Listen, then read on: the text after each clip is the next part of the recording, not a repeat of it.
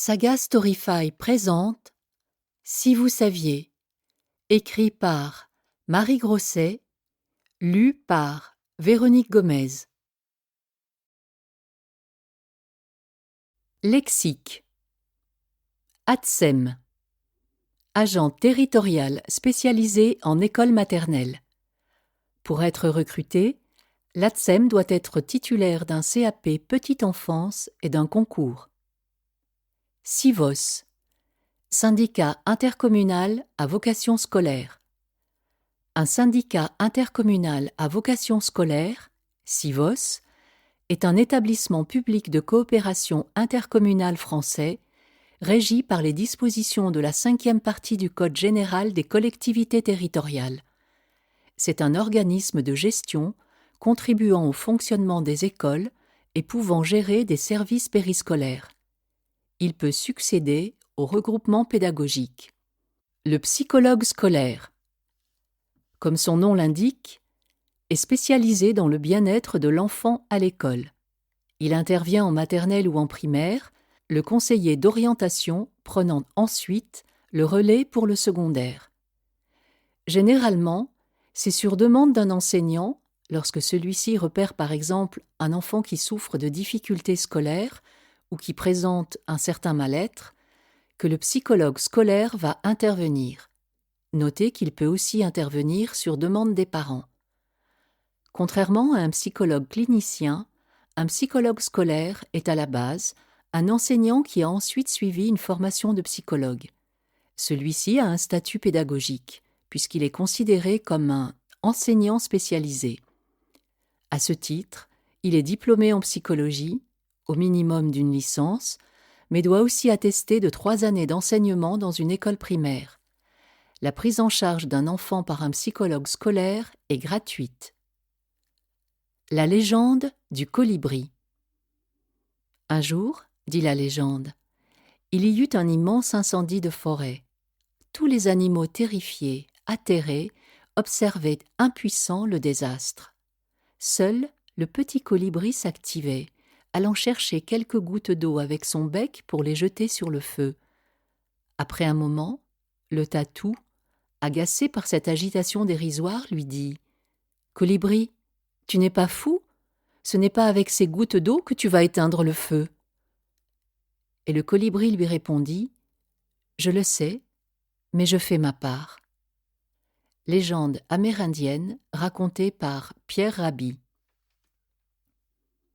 AVS, AESH. L'auxiliaire de vie scolaire, également appelé AVS ou AESH, a pour principale mission d'accompagner les jeunes en difficulté ou en situation de handicap dans leur vie scolaire et parascolaire. L'auxiliaire de vie scolaire peut s'occuper de plusieurs enfants, AVS, CO, ou d'un enfant en particulier, AVS, I, au sein d'un établissement scolaire, école, collège, lycée, accueillant des jeunes élèves handicapés. Il n'exerce pas de mission d'enseignement, mais d'accompagnement général dans le cadre de la vie scolaire et parascolaire des élèves suivis. Les principales missions de l'auxiliaire de vie scolaire sont les suivantes. Intervenir dans les classes pour assister ou aider un ou plusieurs élèves dans ses déplacements ou dans la manipulation de matériel. Aider les élèves en difficulté ou handicapés à participer aux sorties de classe. Aider à l'accomplissement des gestes techniques ne nécessitant pas de qualification médicale. Aide à la prise de repas, aux gestes d'hygiène, aux déplacements. Collaborer à la mise en œuvre et au suivi des projets personnalisés de scolarisation des jeunes élèves handicapés ou en difficulté. Stimuler la communication entre les élèves suivis et leurs camarades ou leurs familles. En présence de l'enseignant éducateur référent, l'AVS peut soutenir les familles, parents, en leur communiquant les évolutions ou les difficultés nouvelles de leur enfant.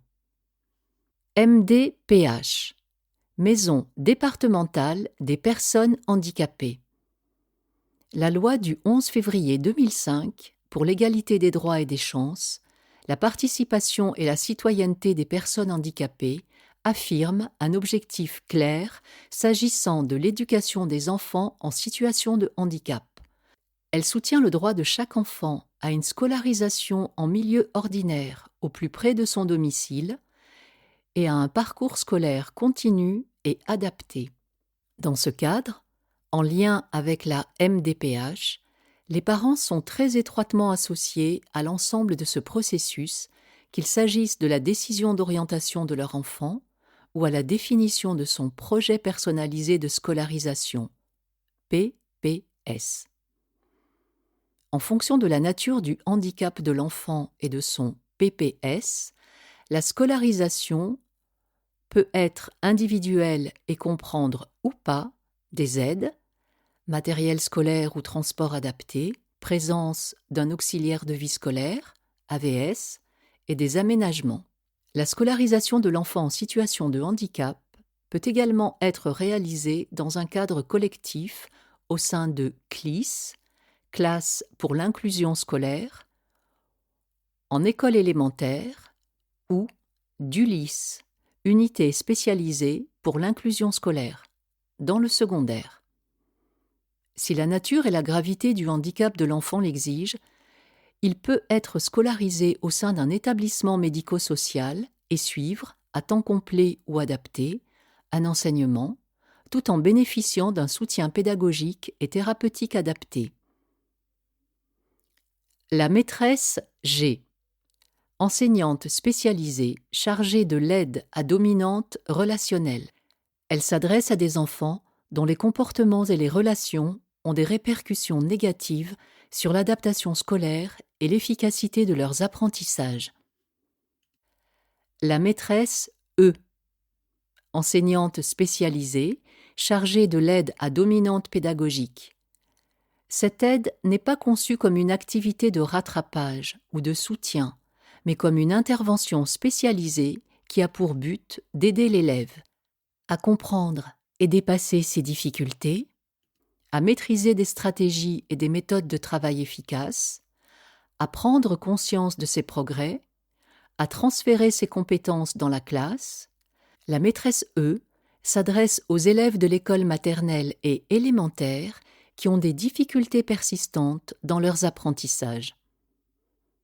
Elle constitue des petits groupes d'enfants avec lesquels elle poursuit un objectif commun pendant une période déterminée, avec une fréquence moyenne d'1 ou 2 séances hebdomadaires.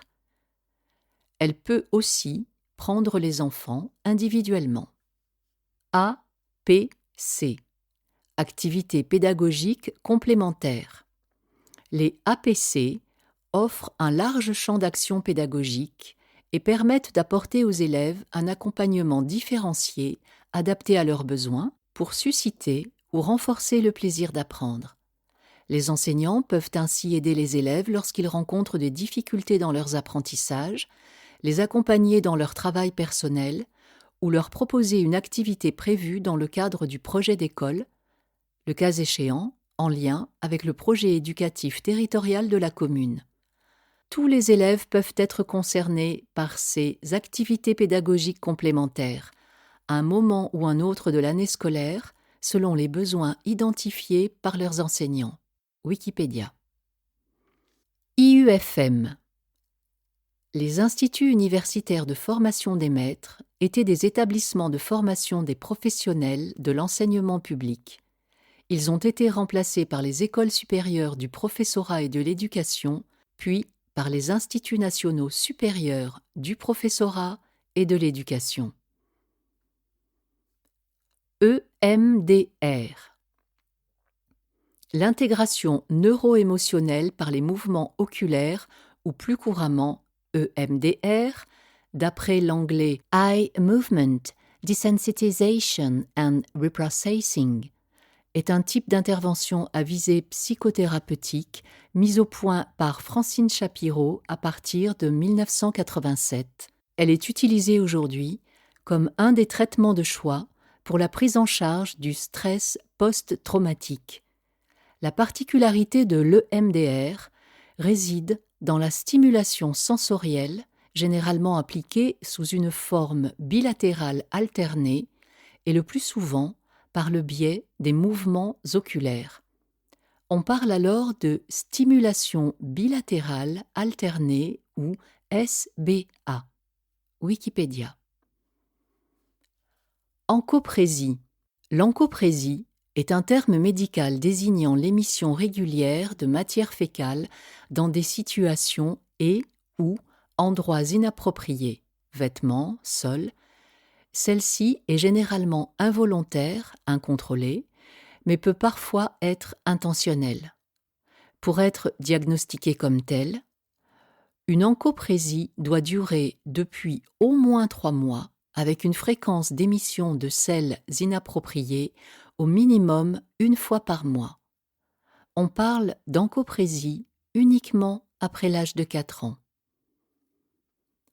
GS, grande section de maternelle.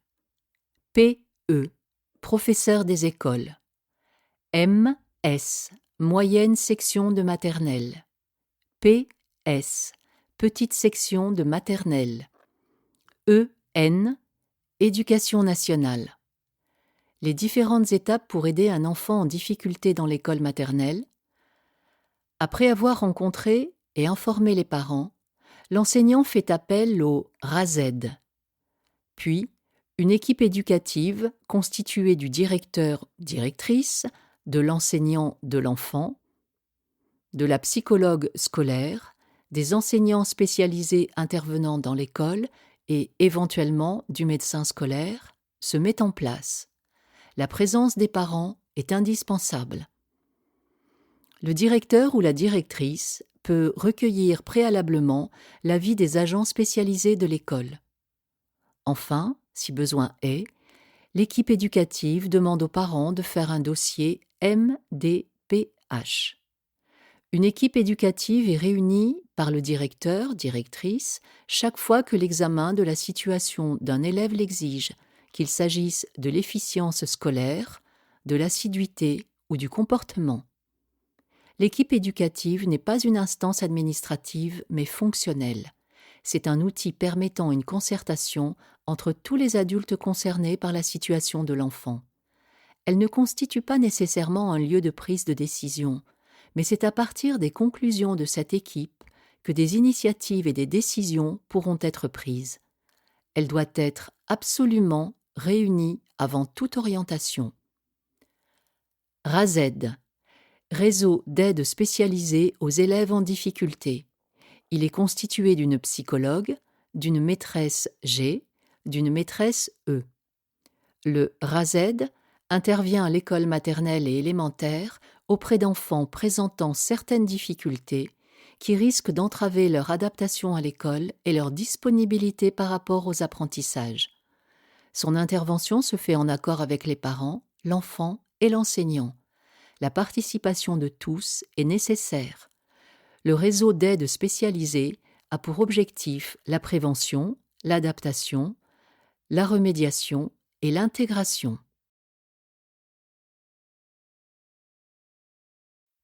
À mes amours, Charlie, Elisa, Jean-Loup, Simon. Pour Éden, mon ange.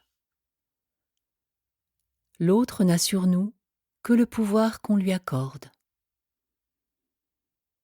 Les confidences de Yaël.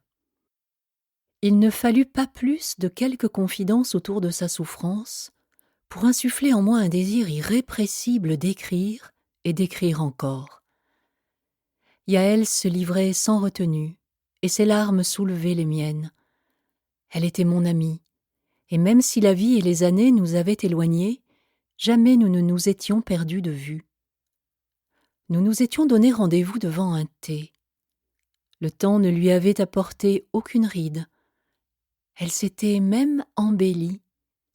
Quelques éclats de rire venaient tout d'abord troubler la longue conversation parsemée de souvenirs que nous prenions plaisir à raviver. Ses yeux riaient avant même que sa bouche ne l'eût décidé. C'était sa particularité. Puis vint l'instant où je posai la question qui brisa notre joie. « Et le boulot, ça va ?» Yaël prit une longue inspiration avant de me raconter les tribulations qu'elle avait traversées au cours de ces dernières années. La joie avait quitté ses yeux. C'était la première fois que je voyais cet air grave sur son visage. C'était comme si subitement de gros nuages passaient par-dessus le soleil. Je compris avant même qu'elle n'ouvrît la bouche que sa vie avait basculé dans une tragédie et que son cœur endurait encore les stigmates de cette douleur. Nous exerçons toutes les deux le métier d'ATSEM, un petit acronyme pour une bien grande définition. Agent territorial spécialisé en école maternelle. Spécialisé en quoi? En à peu près tout ce qu'un ou une enseignante, avec qui nous travaillons en binôme, ne fait pas, ne peut pas faire, ne sait pas faire ou ne veut pas faire. Les ATSEM sont des agents territoriaux qui sont employés par les mairies pour travailler dans les écoles maternelles. Leur supérieur hiérarchique est le maire. Cependant, dans les locaux scolaires, ils sont placés sous l'autorité du directeur ou de la directrice. Ils sont chargés de l'assistance au personnel enseignant pour la réception, l'animation et l'hygiène des très jeunes enfants, ainsi que de la préparation et la mise en état de propreté des locaux et du matériel servant directement à ces enfants. Ils participent à la communauté éducative.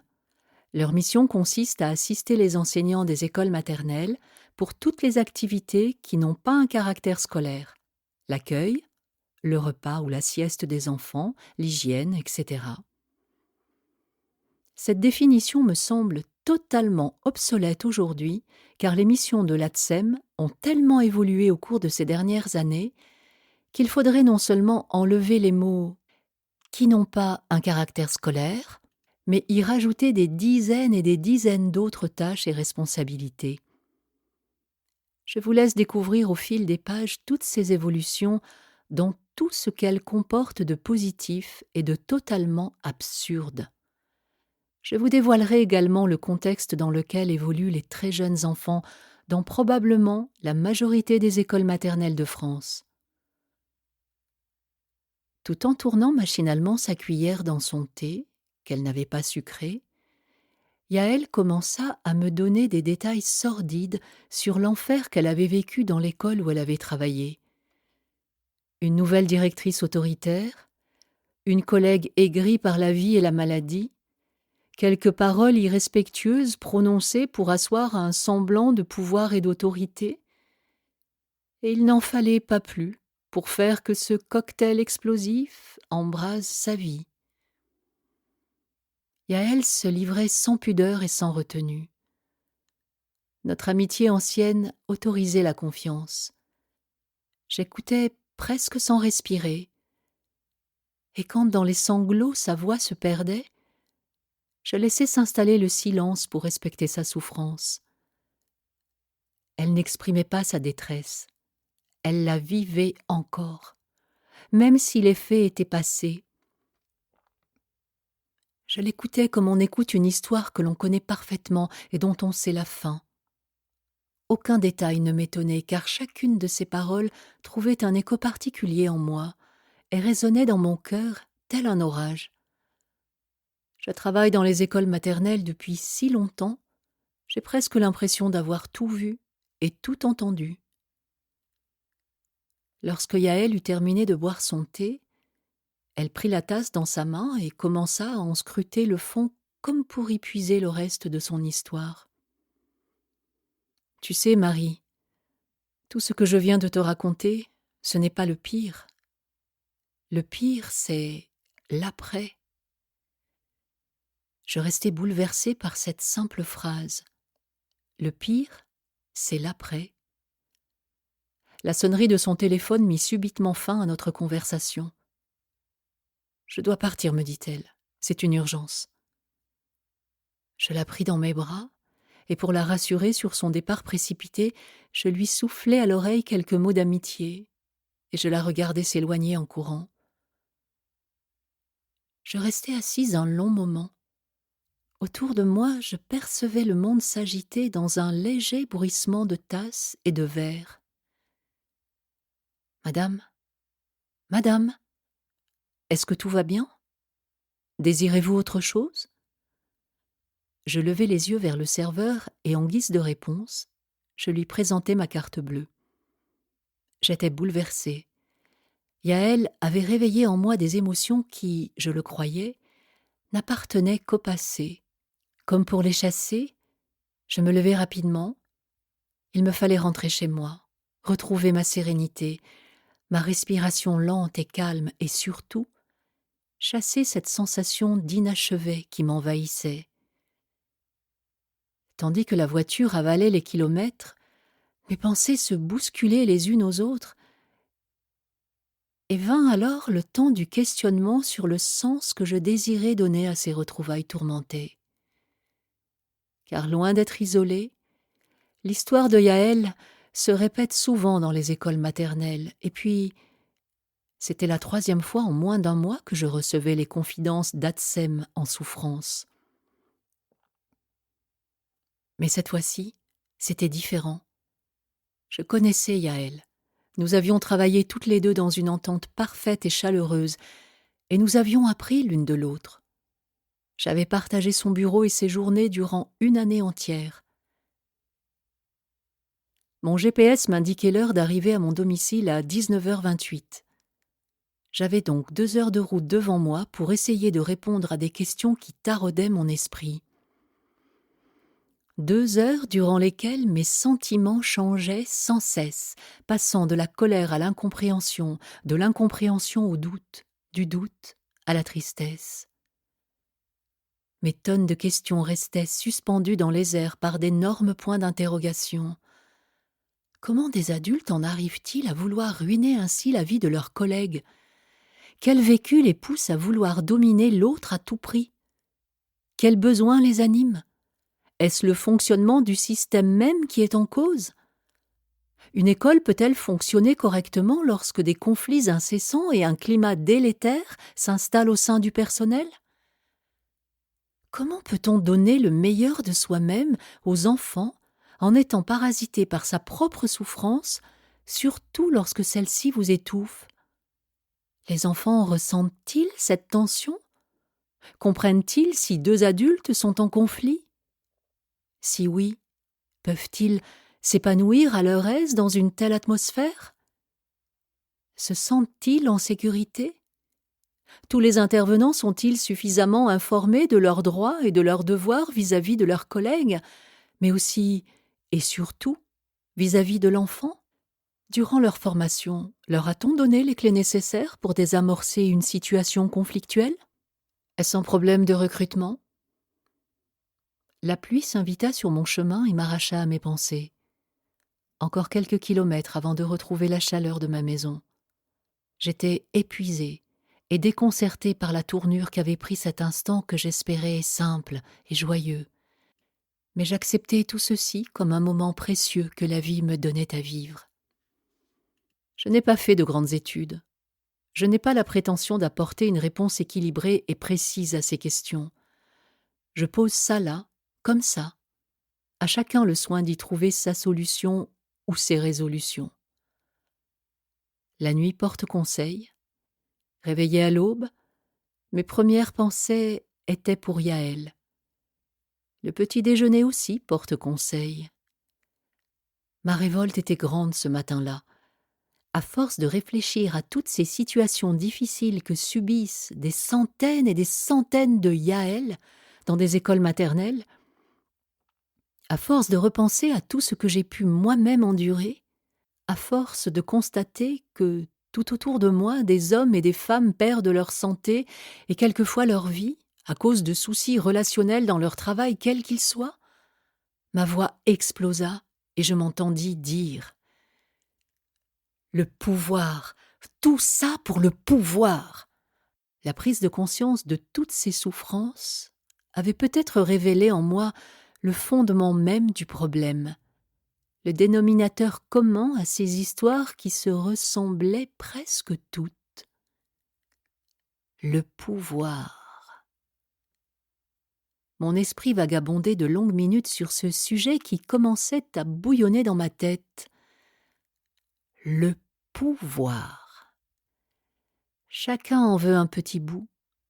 Ça rassure, ça flatte, Ça fait se sentir important à ses propres yeux et surtout aux yeux des autres. Ça sert à être respecté, peut-être même à être aimé, qui sait. Ça sert à dominer, à abîmer, à détruire. Le pouvoir n'aurait-il donc que des mauvais côtés? Des côtés sombres et machiavéliques? Là où le bât blesse, c'est lorsque le pouvoir se retrouve entre les mains de personnes mal intentionnées, imbues d'elles-mêmes, sans conscience du bien ou du mal, sans empathie ou bienveillance, sans respect de son prochain. Et là où le pouvoir pose aussi problème, c'est lorsqu'un individu s'octroie un petit pouvoir de pacotille, parce que justement, au fond, il n'en a aucun. Le pouvoir étant par essence une question de place d'un individu dans une structure ou dans la société, il est facile d'imaginer que la place de la majorité d'entre nous n'est pas au sommet. C'est pour cela que j'aime utiliser cette expression « pouvoir de pacotille », qui exprime à elle seule tout le mépris que j'y accorde. Nous avons probablement tous côtoyé un jour ou l'autre ce pouvoir-là, en qualité de victime ou de bourreau, parfois peut-être les deux à la fois, consciemment ou pas. Mais le pouvoir peut-il être exercé dans le respect de l'autre?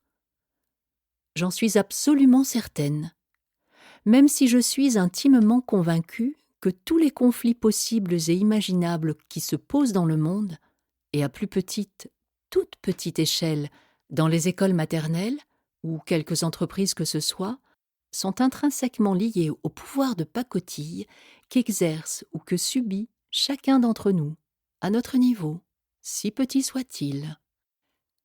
Pour être tout à fait honnête, c'est en écrivant tout ce qui précède que montent à mon conscient, à ce moment précis, des instants de détresse profonde pour la petite fille que j'étais, et qui fut bien souvent la marionnette fragile d'adultes irrespectueux qui se glorifiaient d'un pouvoir puissant qu'ils n'avaient pas le droit d'exercer sur moi. Mais alors serait-ce pour cela que le mot « pouvoir » me répugne et me transporte dans une révolte sans nom? J'ai vraiment un gros problème avec ça. Serait-ce mon vécu qui détermine aujourd'hui ma façon d'aborder ces dominations, quelles qu'elles soient? Je voyage quelques instants dans mon passé pour comprendre à quel point ce pouvoir m'a été servi à toutes les sauces et à quel point je me bats et me débats encore aujourd'hui pour m'en affranchir. Je ne dois pas être la seule dans ce cas, et je crois que nous sommes bien plus nombreux que je ne le pense. Ce matin-là, entre mon bol de café au lait et ma biscotte, je décidai le plus simplement du monde d'écrire un livre sur le thème du pouvoir.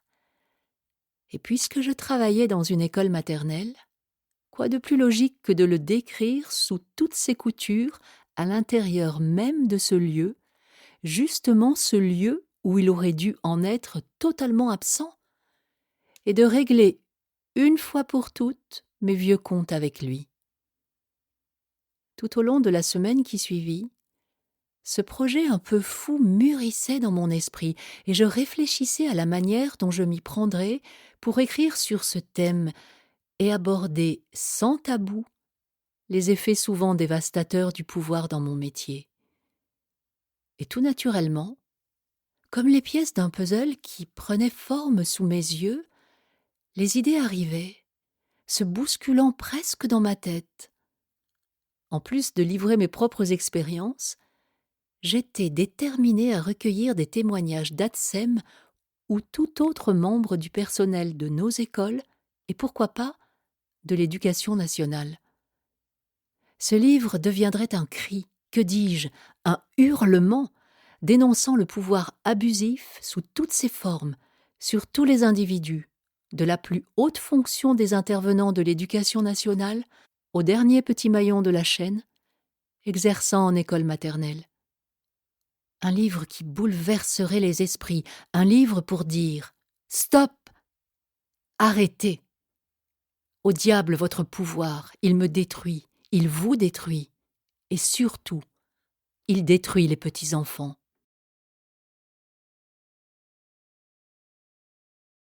Leur rendre hommage, et plus encore. À toutes ces enseignantes et enseignants qui exercent leur métier avec passion, humilité et sincérité, à toutes ces personnes dépositaires d'un quelconque pouvoir au sein des écoles, des mairies ou des CIVOS, qui œuvrent toujours avec dévouement et droiture dans l'intérêt du personnel, je vous en prie, ne prenez pas ombrage de mon ouvrage. À n'en pas douter, vous êtes une grande majorité de personnes remplies de bienveillance à toute épreuve.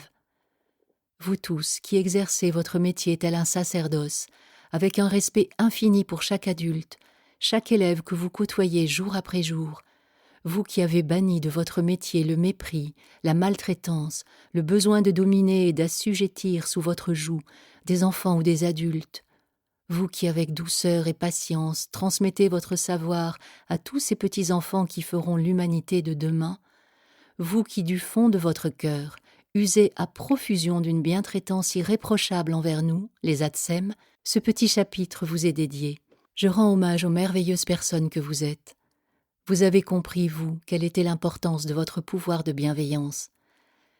Vous avez en vous ces valeurs pures et éternelles que vous partagez généreusement autour de vous. Vous avez parfaitement saisi que le sens à donner à votre profession ne pouvait être que dans l'acceptation entière de l'autre, enfant ou adulte, car vous savez que vous êtes vous-même imparfait. Il est entendu que vous et nous, les ATSEM, n'exerçons pas le même métier et vous l'admettez intelligemment en parlant quelquefois de nous comme des collaboratrices, des assistantes. Il est absent de vous ce besoin constant de nous humilier pour nous faire prendre conscience que votre métier est bien supérieur au nôtre. Et lorsque vous lisez la fatigue sur nos visages, avec toute la prévenance du monde, merci de vous en inquiéter au point quelquefois de nous soulager dans nos tâches. Alors et alors seulement, le binôme que nous formons avec vous devient une merveilleuse petite équipe où chacun trouve sa place.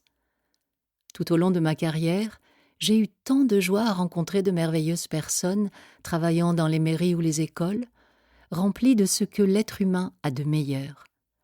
Elles ont été pour moi des petites étincelles de lumière parsemées sur mon chemin de vie. Se respecter ou se nuire. Au début, certaines enseignantes ont ri avec moi de mes maladresses et mes erreurs. D'autres m'ont enseigné avec gentillesse et générosité comment apprendre de ces enfants que l'univers nous confie. Alors j'ai grandi, grandi, grandi. Je me rappelle souvent leurs bons souvenirs. Grâce à toutes ces personnes, je suis devenue un peu ce que je suis aujourd'hui. Je conviens être encore loin du chemin, car j'ai encore tant à découvrir. Et même si j'ai parcouru, me semble-t-il, un long sentier, j'ai malgré tout l'impression de n'être qu'au premier balbutiement de mes vérités dans ce métier. Mais je continue à avancer à mon rythme, avec certaines d'entre vous, selon mes compréhensions et mes compétences, et c'est bien ainsi. Jour après jour, vos sourires ont réchauffé mon âme, et j'ai appris à être le plus souvent possible en accord avec moi-même, dans quelque situation que ce soit, même si cela pouvait déplaire aux autres, pourvu que cela me plaise à moi. C'est votre regard bienveillant sur ma personne qui m'a appris à mon tour à poser un regard bienveillant sur chaque enfant ou adulte que je croise. Il me manquait quelques essentiels, et vous avez largement contribué à combler ces manques. Voyez donc ce que vos admirables qualités peuvent générer. À l'heure où les mots défilent sous mes doigts, je suis persuadée que des centaines de petites Maries comme moi se trouvent reconnaissantes de ce que les enseignantes et enseignants respectueux comme vous leur ont apporté. Je n'écris donc pas ce livre à votre attention, non. Je l'écris à l'attention de ces très nombreuses brebis galeuses qui feraient bien de prendre exemple sur vous. Je sais que vous les connaissez, puisque vous les côtoyez peut-être chaque jour au sein de votre école ou ailleurs. Il est même probable que vous ayez été témoin de comportements inappropriés sur des enfants ou des adultes. Alors après vous avoir rendu un vibrant hommage, je me permets maintenant de vous demander de faire tomber ce tabou et de briser l'omerta sur cette violence quotidienne que vous observez tout près de vous, dans la classe d'à côté. Rompez ce silence affligeant qui protège ceux et celles qui, par leurs paroles ou leurs gestes, traumatisent des générations entières d'individus. Quelquefois, d'une simple remarque faite sans jugement, peut naître un déclic, une remise en question, un miracle. Je vous en prie, n'hésitez jamais à essayer d'améliorer ce qui peut l'être. Ce faisant, vous contribuerez à améliorer la face du monde. Vous êtes précieux, les enfants sont précieux, mes collègues sont précieuses, et pour la première fois de ma vie, en écrivant ceci, je me sens être une valeur sûre. Une journée comme une autre. Chaque matin, ma vieille Golf rouge me conduisait devant l'école où je travaillais. Je pris une longue inspiration pour me donner du courage. Je traversai la cour d'un pas rapide. De l'autre côté du préau, j'aperçus à travers les fenêtres de la garderie mes deux collègues, Jeanne et Rebecca, déjà à l'ouvrage. Je rentrai dans ma classe en soupirant tout ce que mon cœur ne pouvait exprimer. J'écartai les grands rideaux gris vieillis par les rayons du soleil. Aucun silence n'est plus accablant que celui d'une classe vide. Mais ce jour-là, tout était différent, même le bruit du silence. Une chose nouvelle m'habitait. Mon regard balaya toute la classe avec un sentiment de lassitude. Dans quelques minutes, des cris, des rires et un léger brouhaha allaient réveiller les murs de leur sommeil. Le bruit d'une porte qui claque me ramena au présent. « Bonjour Marie, comment vas-tu » Se contentant de mon large sourire pour toute réponse, Rebecca m'informa de l'absence d'un enfant pour la journée. Puis elle prit mes deux mains dans les siennes, comme si elle avait lu sur mon visage cette lassitude qui m'oppressait. « C'est bientôt les vacances, ma belle, » me dit-elle avec une voix rassurante. Atsem de la classe des enfants de moyenne section depuis presque 6 ans, Rebecca était un parfait mystère pour tout le monde. Je ne savais pratiquement rien d'elle. Sa discrétion n'était pas qu'une légende. Avait-elle des enfants ? Quel était son âge ? Lorsque ces questions lui étaient posées, elle répondait le plus simplement du monde de sa voix claire et douce. « Je ne souhaite pas aborder ce sujet, vois-tu » Alors plus personne ne la questionnait. Elle était là pour faire son travail, juste son travail. Et elle le faisait de la meilleure façon qui soit, à mon sens. Les enfants l'aimaient, les parents l'appréciaient infiniment, les enseignantes l'ignoraient intensément. Moi, je l'aimais, je l'appréciais, et quelquefois je l'ignorais. Mais puisque ce jour-là tout était différent, je découvris Rebecca sous un jour nouveau. Je regardais s'éloigner sa frêle silhouette à travers la porte vitrée qui donnait sur le préau de l'école. Elle repartait d'un pas rapide dans la salle de garderie où l'attendaient quelques bambins en quête d'attention. Rebecca m'avait toujours intriguée, sa discrétion excessive en agaçait certains. Le mystère qu'elle cultivait m'apparaissait aujourd'hui davantage comme une souffrance plutôt qu'une volonté. À l'instant même où je compris cela, je fus déterminée à découvrir ce que cachait ce petit bout de femme qui souriait du matin au soir. La porte de la classe s'ouvrit sur un tourbillon de vie rempli de cris, de rires et de larmes aussi. « Marie, je m'ai fait mal au genou en tombant dans la cour. C'est Evan qui m'a poussée. » Je consolai la petite Hélène, vérifiai le genou, rajustai son pantalon. Quelques paroles rassurantes et les pleurs disparurent. Il était 9 heures, ma journée avait commencé. Je ne sentais pas le poids des heures qui défilaient, ni l'épuisement qui tiraillait mon corps. Je savais juste que l'horloge avait fini par dérouler ses 8 heures. Je refermai derrière moi la grille de l'école. Ma vieille Golf rouge m'attendait, comme chaque soir, fidèle depuis 15 ans. 48 kilomètres à parcourir, juste le temps de repenser au déroulement de ma journée. La photocopieuse en panne, le petit Quentin qui avait vomi 2 fois ce matin et que j'avais dû changer, l'installation du matériel pour l'atelier peinture, les mots pour la sortie de fin d'année que je n'avais pas eu le temps de coller dans les cahiers de liaison, le rangement du matériel de motricité dans la salle de garderie qui m'avait demandé tant d'efforts. Elle a couru, Marie. Elle a couru ouvrir le portail pour la maman du petit Léo qui est arrivé en retard. Elle a couru, Marie. Elle a couru dans les couloirs pour apporter le téléphone à la directrice. Elle a couru aussi pour aller chercher la poche de glace pour Théo qui est tombé. Après avoir pointé la feuille de cantine, découpé une centaine de ronds en carton pour l'atelier fleurs du lendemain, elle a pris le temps de soigner le genou égratigné de Maya, d'enlever l'écharde du doigt d'Henri avec douceur et bienveillance. Pas eu le temps de boire son café. L'atelier peinture, sur le thème de la mer, s'étant transformé en atelier barbouillage de cheveux, façon schtroumpf. Elle a nettoyé les cheveux, les petites joues bleues, les pinceaux, le chevalet. La maîtresse terminait de lire un conte aux enfants, et déjà l'heure de la cantine sonnait. Fatiguée, petite Marie. Fatiguée, mais jamais ne se plaint. Servir les enfants, les chines courbées par-dessus les dizaines d'assiettes, découpant la viande et les longs bâtons de salsifis, qui n'ont d'ailleurs presque pas été mangés. Je voyais en accélérer le film de ma journée. J'avais quelques habitudes qui rythmaient ma vie. 18 heures, j'arrêtais de penser. C'était l'heure des infos. Les mauvaises nouvelles s'égrenèrent comme autant de grains de sable dans un sablier. Je n'en pouvais plus de ce monde malade qui se consumait dans sa folie. Je n'en pouvais plus d'écouter toutes ces horreurs le soir dans ma voiture. Comme chaque jour, je me promettais de ne plus jamais allumer la radio. Et comme chaque jour, je savais à l'avance que le lendemain j'écouterais avec plus d'attention encore les malheurs de notre planète. Devant moi, un vieux tracteur m'obligea à ralentir.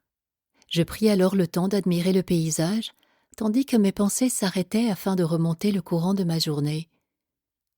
Avant de me coucher ce soir-là, je pris quelques minutes pour envoyer un mail à Yaël. Le plus naturellement du monde, je lui annonçai ma décision d'écrire un livre sur le thème du pouvoir dans les écoles maternelles, et je lui demandai si elle accepterait de me donner son témoignage. Sa réponse ne se fit pas attendre. « Quelle idée fabuleuse, Marie! Je t'apporterai peut-être mon témoignage. » Je restai là, plantée devant mon ordinateur, hébétée par son enthousiasme.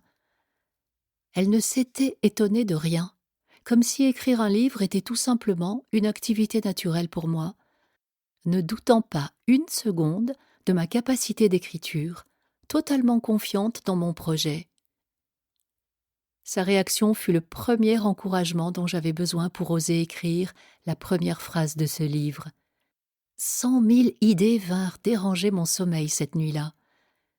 Je m'endormis à l'aube, la tête pleine et bouillonnante.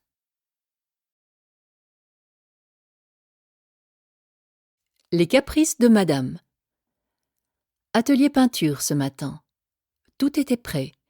J'avais suivi à la lettre les consignes de Sylvie, l'enseignante avec qui je travaillais en binôme dans notre classe de grande section. J'avais bâché les tables dès mon arrivée, préparé 12 barquettes de peinture bleue et 12 feuilles format A3. Pour quelle raison étrange, certaines personnes prennent-elles plaisir à changer régulièrement leurs directives, comme ça, sur un coup de tête, au dernier moment? Finalement, Marie, mets plutôt des barquettes de peinture noire et du papier format raisin. Le plus grand format. Format raisin? Mais comment veux-tu que j'installe 12 feuilles format raisin sur 2 tables qui n'en contiennent que 3 chacune? Tu n'auras qu'à en rajouter 3 de chaque côté du chevalet. Mais tu m'as dit que ce travail devra forcément se faire à plat. Écoute, s'il y a des coulures, tu nettoieras.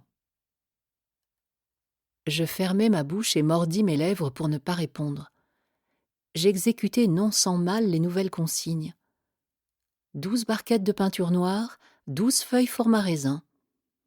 Tandis que 2 groupes de 5 enfants travaillaient en autonomie sur 2 tables différentes, Sylvie prit place sur une petite chaise, près de Lucien, un petit garçon en difficulté, afin de refaire avec lui l'écriture des lettres qu'il n'avait pas su faire la veille. Je vous laisse imaginer la suite.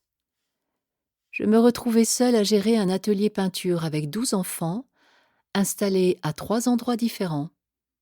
Non que la consigne demandée fût difficile pour eux, recouvrir entièrement leurs feuilles de peinture noire, mais je constatai que tout était inapproprié dans ce contexte. La maîtresse assise ne s'occupant que d'un seul enfant, 10 autres bambins laissés à l'abandon en autonomie et chahutant plus que ne travaillant, et moi, à courir entre les tables et le chevalet pour rajouter de la peinture par-ci, ramasser un rouleau tombé sur la chaussure d'un autre par-là. Le travail terminé, j'accrochai en hauteur sur des cordes tendues d'un bout à l'autre de la classe les 12 grandes feuilles noires. Je levai la tête pour regarder la maîtresse, toujours assise, une main soutenant son menton, l'autre venant se poser machinalement devant son bruyant bâillement. Après avoir débarbouillé chaque petit peintre en herbe, la récréation sonna son heure, et en moins de temps qu'il ne faut pour le dire. Nous espérons que vous avez apprécié cet aperçu. Pour continuer à écouter ce livre audio sur Google Play Livres, utilisez le lien dans la description de la vidéo.